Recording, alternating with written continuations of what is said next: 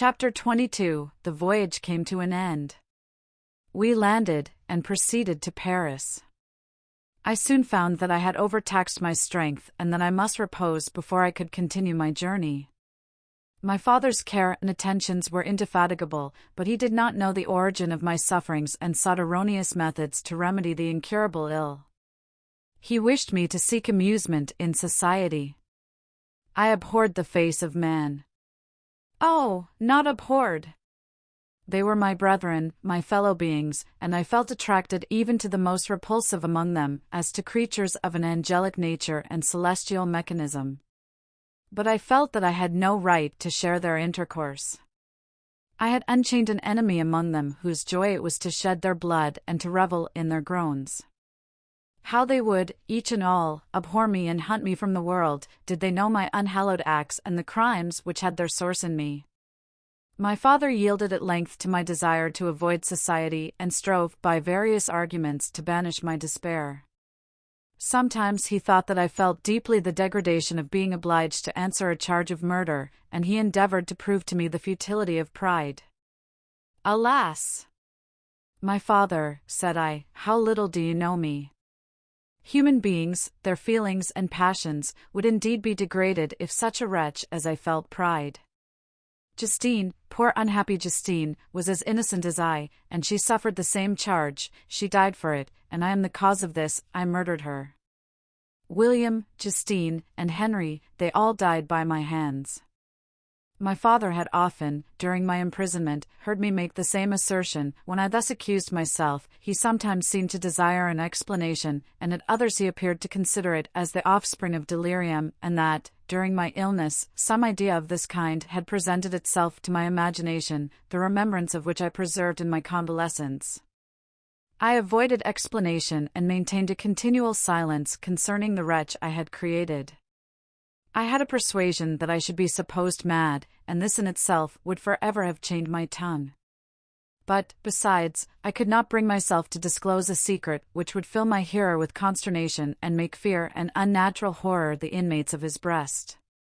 I checked, therefore, my impatient thirst for sympathy and was silent when I would have given the world to have confided the fatal secret. Yet, still, words like those I have recorded would burst uncontrollably from me. I could offer no explanation of them, but their truth in part relieved the burden of my mysterious woe. Upon this occasion my father said, with an expression of unbounded wonder, "My dearest Victor, what infatuation is this? My dear son, I entreat you never to make such an assertion again." "I am not mad," I cried energetically. "The sun and the heavens, who have viewed my operations, can bear witness of my truth. I am the assassin of those most innocent victims, they died by my machinations. 1,000 times would I have shed my own blood, drop by drop, to have saved their lives, but I could not, my father, indeed I could not sacrifice the whole human race." The conclusion of this speech convinced my father that my ideas were deranged, and he instantly changed the subject of our conversation and endeavored to alter the course of my thoughts. He wished as much as possible to obliterate the memory of the scenes that had taken place in Ireland, and never alluded to them or suffered me to speak of my misfortunes. As time passed away, I became more calm. Misery had her dwelling in my heart, but I no longer talked in the same incoherent manner of my own crimes. Sufficient for me was the consciousness of them. By the utmost self-violence I curbed the imperious voice of wretchedness, which sometimes desired to declare itself to the whole world, and my manners were calmer and more composed than they had ever been since my journey to the Sea of Ice.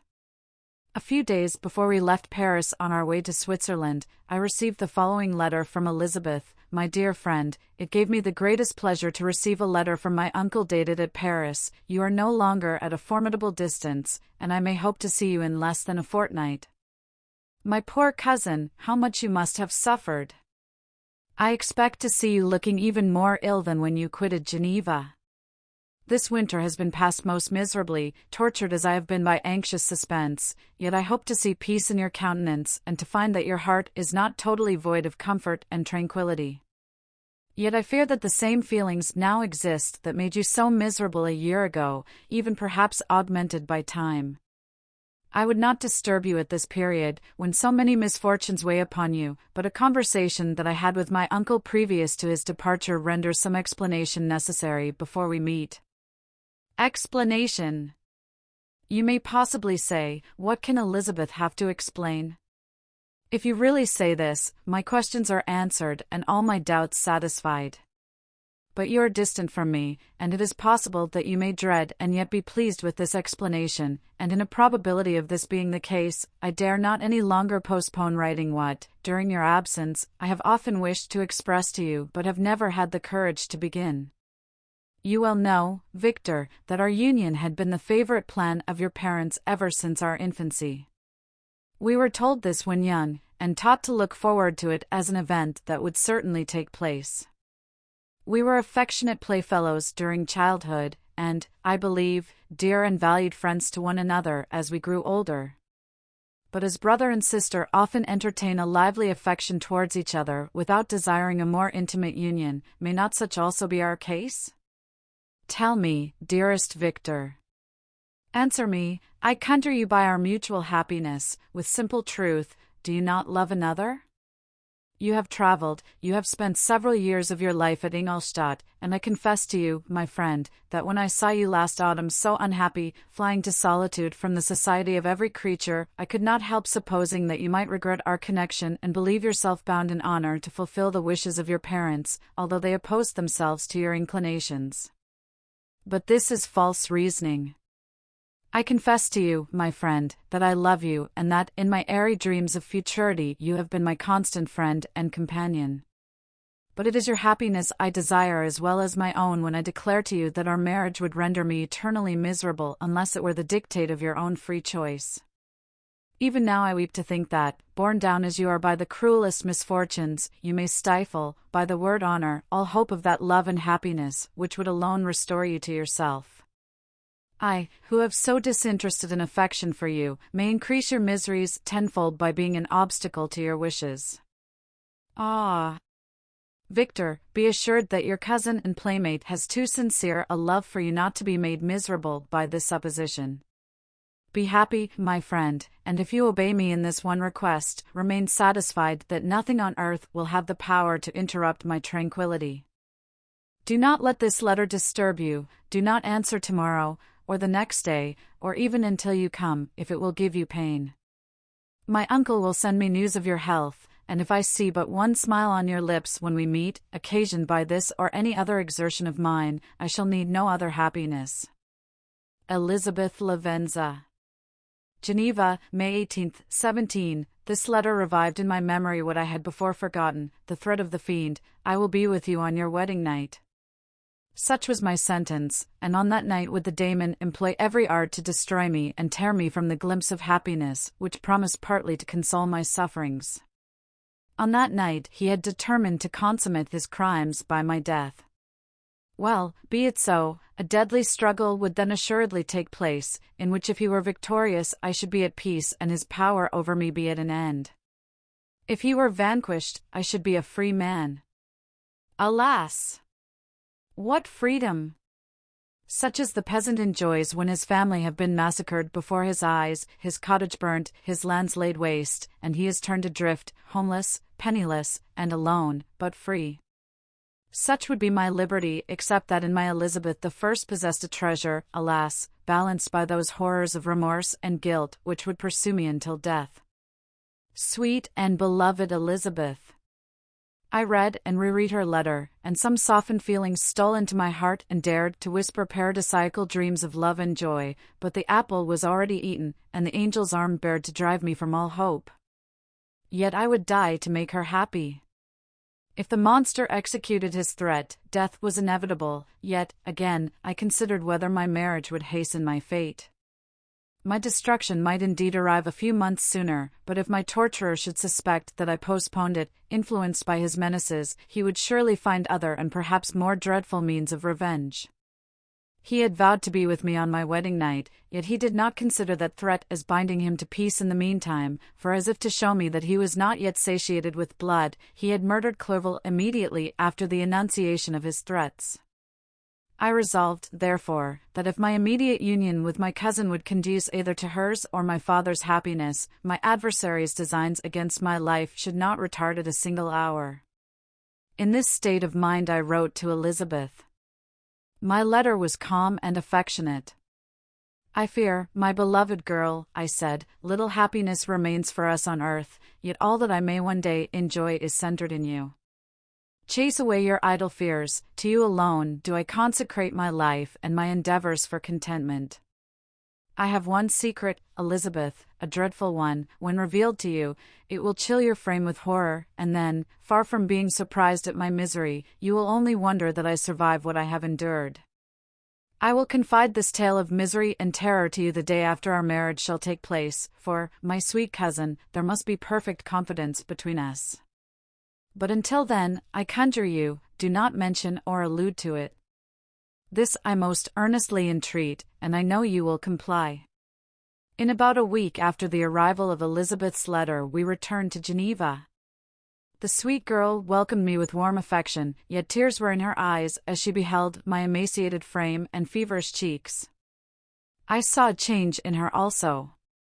She was thinner and had lost much of that heavenly vivacity that had before charmed me, but her gentleness and soft looks of compassion made her a more fit companion for one blasted and miserable as I was. The tranquility which I now enjoyed did not endure.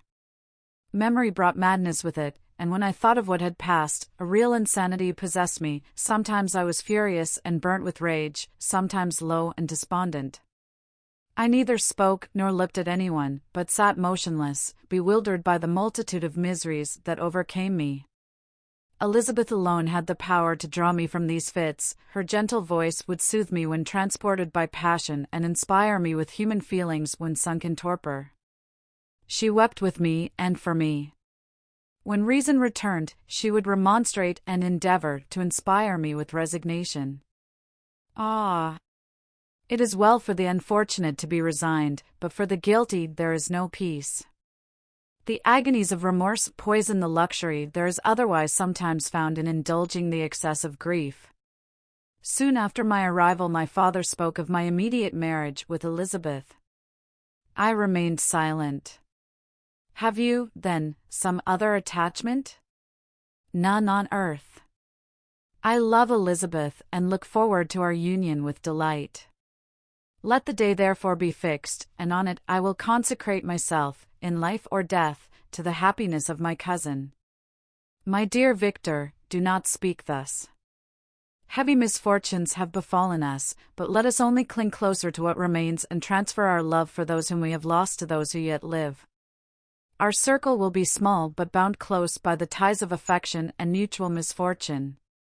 And when time shall have softened your despair, new and dear objects of care will be born to replace those of whom we have been so cruelly deprived.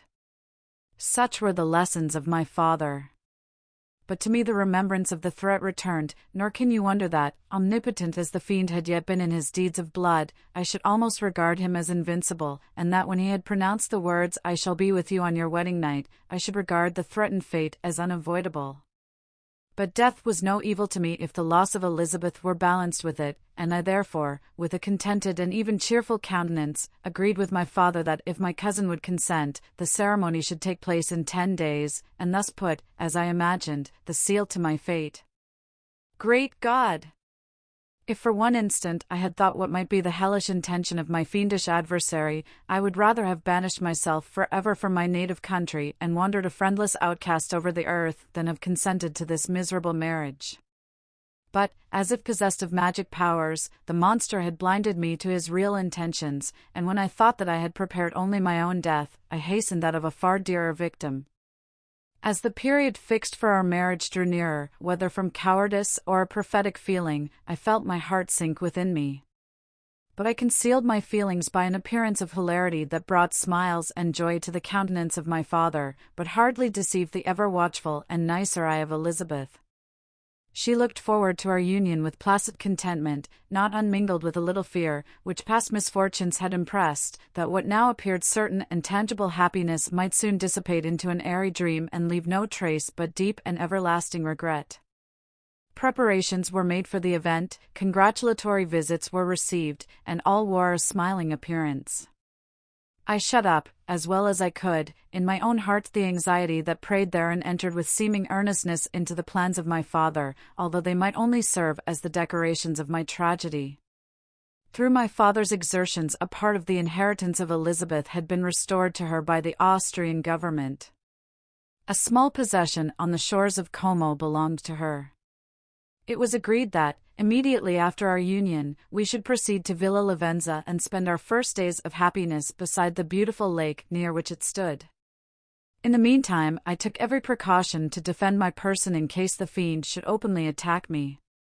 I carried pistols and a dagger constantly about me and was ever on the watch to prevent artifice, and by these means gained a greater degree of tranquillity. Indeed, as the period approached, the threat appeared more as a delusion, not to be regarded as worthy to disturb my peace, while the happiness I hoped for in my marriage wore a greater appearance of certainty as the day fixed for its solemnization drew nearer, and I heard it continually spoken of as an occurrence which no accident could possibly prevent. Elizabeth seemed happy. My tranquil demeanor contributed greatly to calm her mind. But on the day that was to fulfill my wishes and my destiny, she was melancholy, and a presentiment of evil pervaded her, and perhaps also she thought of the dreadful secret which I had promised to reveal to her on the following day. My father was in the meantime overjoyed, and, in the bustle of preparation, only recognized in the melancholy of his niece the diffidence of a bride.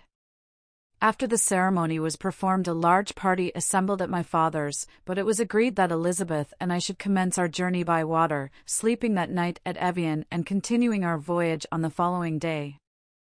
The day was fair, the wind favorable, all smiled on our nuptial embarkation. Those were the last moments of my life during which I enjoyed the feeling of happiness. We passed rapidly along. The sun was hot, but we were sheltered from its rays by a kind of canopy while we enjoyed the beauty of the scene, sometimes on one side of the lake, where we saw Mont Saleve, the pleasant banks of Montéligre, and at a distance, surmounting all, the beautiful Mont Blanc, and the assemblage of snowy mountains that in vain endeavor to emulate her, sometimes coasting the opposite banks. We saw the mighty Jura opposing its dark side to the ambition that would quit its native country, and an almost insurmountable barrier to the invader who should wish to enslave it. I took the hand of Elizabeth. "You are sorrowful, my love. Ah! If you knew what I have suffered and what I may yet endure, you would endeavor to let me taste the quiet and freedom from despair that this one day at least permits me to enjoy."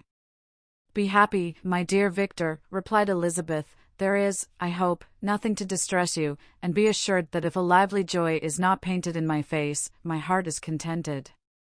Something whispers to me not to depend too much on the prospect that is opened before us, but I will not listen to such a sinister voice. Observe how fast we move along, and how the clouds, which sometimes obscure and sometimes rise above the dome of Mont Blanc, render the scene of beauty still more interesting. Look also at the innumerable fish that are swimming in the clear waters, where we can distinguish every pebble that lies at the bottom. What a divine day! How happy and serene all nature appears!" Thus Elizabeth endeavored to divert her thoughts and mind from all reflection upon melancholy subjects. But her temper was fluctuating, joy for a few instants shone in her eyes, but it continually gave place to distraction and reverie. The sun sank lower in the heavens, we passed the river Drance and observed its path through the chasms of the higher and the glens of the lower hills. The Alps here come closer to the lake, and we approached the amphitheatre of mountains, which forms its eastern boundary. The spire of Evian shone under the woods that surrounded it and the range of mountain above mountain by which it was overhung. The wind, which had hitherto carried us along with amazing rapidity, sank at sunset to a light breeze. The soft air just ruffled the water and caused a pleasant motion among the trees as we approached the shore, from which it wafted the most delightful scent of flowers and hay. The sun sank beneath the horizon as we landed, and as I touched the shore I felt those cares and fears revive which soon were to clasp me and cling to me forever.